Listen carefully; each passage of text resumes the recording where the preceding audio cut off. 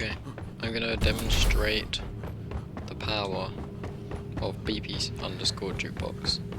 So you see here, made some normal music, yeah, jukebox. But then, if I go into here, and I load, say, my Fat Rat music. Hidden gems my ass. It loads Fat Rat music. And this can be as many songs as you want. So I've got basically 20 songs in there. In here I've got That reminds me bunch of of my first love. Copy Stage Studio game songs. Bang your head to this. That's sweet. And another thing, you can stop the jukebox like that. There are a bunch of other features, but I haven't implemented them yet. But they have been tested and they do work. So the next thing to show is how this works. So inside BP underscore jukebox, there is a few things to note. Firstly, you have this struct of it's a soft object of uSoundBase, and that's called music list. So that's basically an array of all of the songs that aren't that aren't streamer mode, and then the streamer mode songs is safe music list. And then when you basically in the blueprint, what we can do is set these to what you want, and then update current music. That basically puts it into the memory or something. I'm not really sure particularly, but you do have to call that.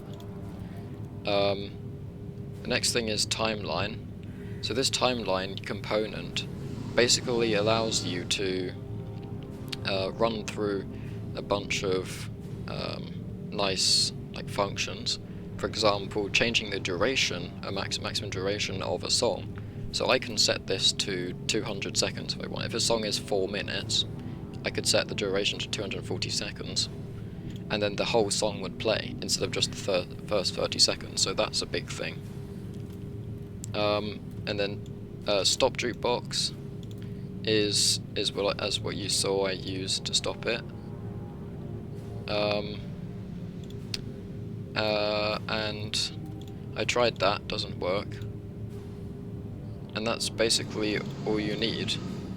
So if I show you the blueprints in here, so you'll see in here I've got some buttons, and those are hooked up to some events, and then these events are called. And so let's say I want to load, I press the load Fat Rat music, right? So it goes into this function, and I select these custom songs as an input for song and safe. I can do whatever I want. I could, I'm doing them into both because it's simpler. But if I just look into here, you see in this sound-based soft object, there's actually a queue. So if I navigate to my stuff, you can see instead of setting in the sound base like a bunch of elements which are all like a song each or whatever, which would take ages if you have loads of hang on, 2, 3, there we go. If you have loads of songs, you can just shove it all in a queue. So if I open this queue and bring this over here, you can see that they're all in one queue, and it's just a random node, so it just picks one to play and outputs it. And you can do volume control in here and the thing, basically in a normal audio mod.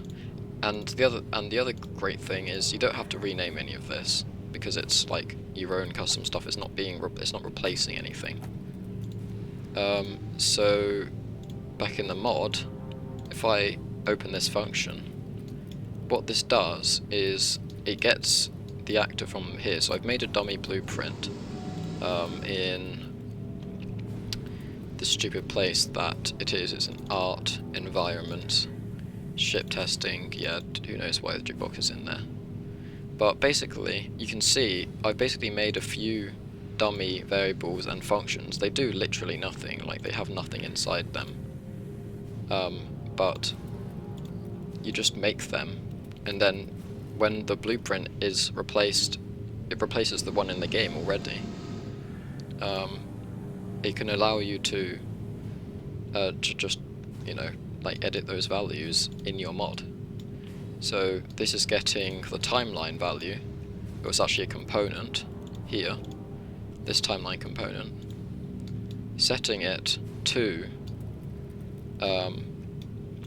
using the